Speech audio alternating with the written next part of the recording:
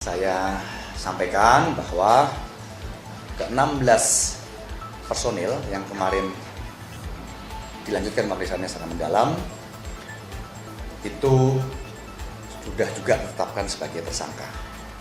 Sehingga total sekarang ada 20 orang personil prajurit yang ditetapkan sebagai tersangka. Juga sudah mengikuti progresnya, perkembangannya. Jadi kemarin saya sudah sampaikan bahwa dari lebih dari 20 personil yang diperiksa, yang dimintai keterangan, baik itu terduga pelaku maupun saksi ya, yang ada di TKP atau yang mengetahui kejadian tersebut. Lalu dari hasil pemeriksaan awal itu, lebih dari 20 personil itu, saya sudah menyampaikan beberapa hari yang lalu kemarin bahwa sudah ada update kemarin itu 4 prajurit menjadi tersangka. Dan keempat orang ini kemarin sudah saya sampaikan dilaksanakan penahanan di Subdenpom 91 di ND, gitu ya, di ND. Lalu sisanya sudah mengerucut menjadi 16 personil, itu dilakukan pemeriksaan lanjutan. Pemeriksaan lanjutan secara intensif, secara mendalam. Dan untuk yang 4 tadi, untuk yang 4 sudah ditetapkan sebagai tersangka tadi, pemeriksaannya dilanjutkan lagi sebagai tersangka tentunya, ditahan di Subdenpom 91 ND. Untuk yang sisanya, yang kemarin saya sampaikan 16 personil, itu dilaksanakan pemeriksaan lanjutan secara mendalam. Dan hari ini saya sampaikan bahwa ke-16 personil yang kemarin dilanjutkan pemeriksaannya secara mendalam itu sudah juga ditetapkan sebagai tersangka. Sehingga total sekarang ada 20 orang personil prajurit yang ditetapkan sebagai tersangka. Untuk yang 4 orang ditetapkan sebagai tersangka awal itu sudah dipindahkan penahanannya di Denpom Kupang. Untuk yang 16 orang menyusul ini karena baru selesai pemeriksaan di Subdenpom 91 ND, posisi masih ada di ND. Nanti untuk lanjutannya saya akan berkomunikasi lagi dengan jajaran penyidik dari Polisi Militer Kodam 9 Udayana untuk melihat perkembangannya. Tentu kalau sudah ditetapkan sebagai tersangka, 16 orang prajurit ini juga akan dilaksanakan penahanan. Dan saya sampaikan di sini, selesai ini pemeriksaan akan dilanjutkan sama dengan yang 4 orang ditetapkan awal sebagai tersangka. Pemeriksaan semuanya akan dilanjutkan pemeriksaan lanjutan sebagai tersangka setelah sebelumnya pemeriksaan dilaksanakan sebagai terduga, saksi atau yang ada di sekitar tempat kejadian perkara. Nanti dari situ akan bisa diketahui peran dari masing-masing personil ini, dari yang sudah ditetapkan sebagai tersangka ini nanti akan bisa diketahui perannya masing-masing apa, sehingga nanti bisa diterapkan pasal untuk orang per orang.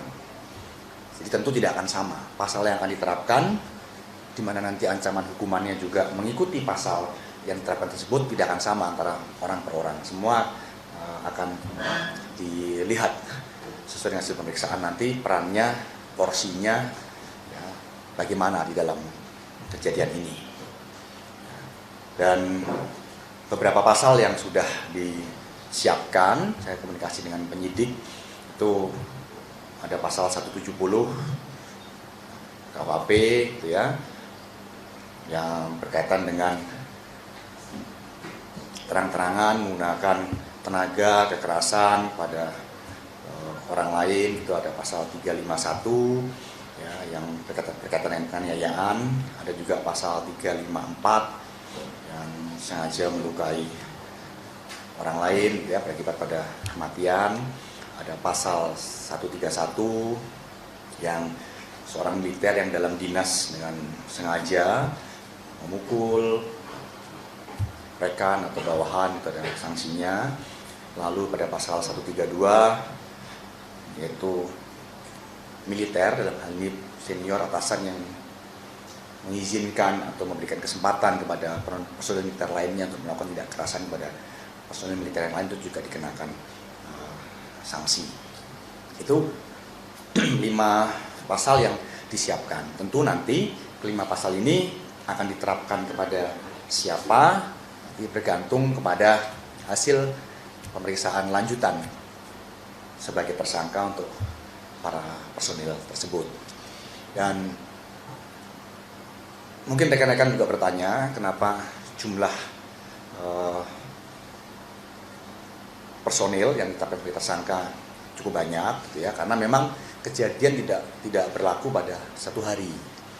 Ya, kegiatan pembinaan ini itu dilakukan kepada beberapa personil termasuk korban dan dilaksanakan dalam beberapa rentang waktu, sehingga kemarin juga kita perlu waktu, ya, tim penyidik dari Polisi Militer Kodam Senen Udayana perlu waktu untuk melaksanakan pemeriksaan itu karena memang kejadian ini, ya, proses pembinaan ini itu dilaksanakan pada beberapa rentang waktu dan dilaksanakan kepada beberapa personil oleh personil lainnya, sehingga harus betul-betul menyeluruh pemeriksaannya sehingga betul-betul bisa diambil langkah-langkah yang tepat, ya, kepada orang yang tepat, ya, sehingga pertanggungjawaban itu dapat ditegakkan, evaluasi, perbaikan juga dapat dilaksanakan untuk masa yang akan datang.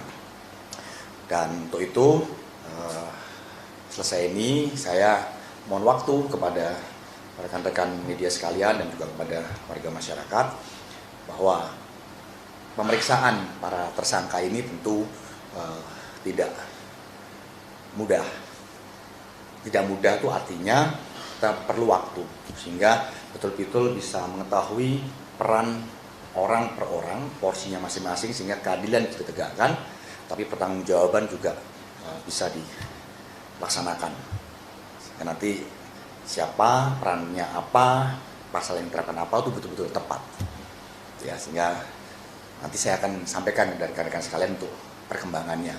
Karena setelah tahapannya kan setelah selesai nanti pemeriksaan para tersangka ini sudah bisa diketahui peran dan porsinya, diterapkan pasal untuk orang per orang, lalu dilaksanakan gelar perkara. Setelah dilaksanakan gelar perkara, itu akan ada pelimpahan kepada auditor militer untuk siap dilaksanakan persidangan di pengadilan militer. Itu tahapannya. Ya, sehingga sekali lagi setelah ini berikan waktu kepada kami jajaran Tingkatan Darat khususnya dari Polisi Militer Kodam Senen Udayana untuk melaksanakan pemeriksaan para tersangka, ya, supaya semua bisa berjalan dengan baik, ya. Nanti perkembangannya akan kita sampaikan. Siapa, dikenakan pasal apa, ya, ancamannya apa, lalu kita akan informasikan juga pada saat ada gelar perkara, ya, termasuk nanti ada pelimpahan juga akan kita sampaikan kepada masyarakat. Kita akan terbuka, transparan. So, nanti persidangan juga tentu masyarakat bisa mengikuti dan nanti tuntutannya apa dari auditor, vonis putusan dari hakim apa, rekan-rekan bisa mengikuti. Dan sekali lagi ini merupakan komitmen dari TNI Angkatan Darat untuk menegakkan ketentuan, menegakkan aturan, di mana sudah saya sampaikan bahwa pimpinan TNI Angkatan Darat tidak pernah mentolerir setiap bentuk pembinaan yang di luar kaidah-kaidah yang bermanfaat untuk operasional prajurit, apalagi menyebabkan kerugian personil meninggal dunia. Ini betul-betul suatu hal yang di luar dari apa yang sudah digariskan, sehingga kita akan melaksanakan proses sampai dengan tuntas untuk menegakkan pertanggungjawabkan apa yang sudah terjadi, ya. Lalu ini juga bisa jadi bahan evaluasi buat seluruh satuan operasional Tingkatan Darat agar setiap kegiatan pembinaan, ya, tradisi itu dilakukan yang dapat mendukung operasional keberhasilan pelaksanaan tugas prajurit.